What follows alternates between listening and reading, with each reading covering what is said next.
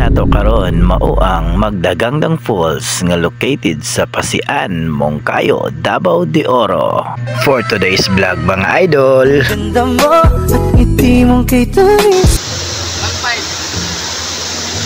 1.5. Ikaw na tigbantay dire bay? Oh, 1.5 per head dire ron bro.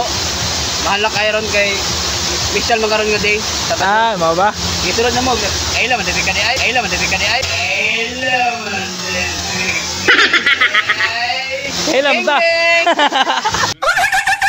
Unang entrada, nakasugat dayog dalaga. Ang nakanindot baligo diri idol, affordable ra jud kaayo ang entrance fee, 20 pesos ra. Perfect jud kaayo ni sa mga nangita og mga low budget lang na kaliguanan mga idol. Safety jud pug kaayo ni diri kung naa may mga bata. Daghan pug kaayo og mabaw, mo nang ikaw nga way bata paghimo na. Hoy. Ug na pud ni sila swimming pool diri mga idol. Nga 30 ang entrance fee, dagko ug bata. Mabaw lang pud nga pwede jud makasalom-salom inyong mga kidos diri ah.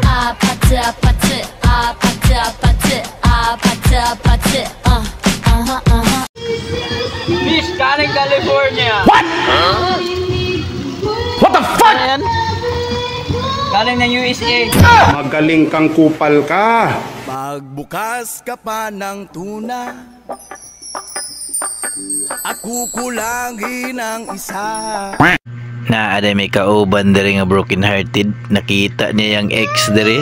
Aray. Okay ra na doy napaman si Ana Ros. Pero naligo na si Plong Plong oh. Wa sila kahiring nangihi ra day ni. Ayaw Plong nagagtao sa ubos Plong.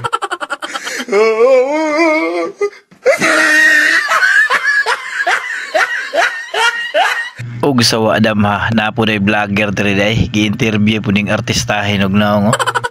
Okay daw, abi mo daw anang vlogger kung si Piolo ba daw ni. Ana siya, di ko si Piolo uy, si Coco Martin ko. Ana siya, kung isog mo, panglayat mo. Og di gid pud ni papildi ni si Plong Plong oh. Mulayat pud ni siya.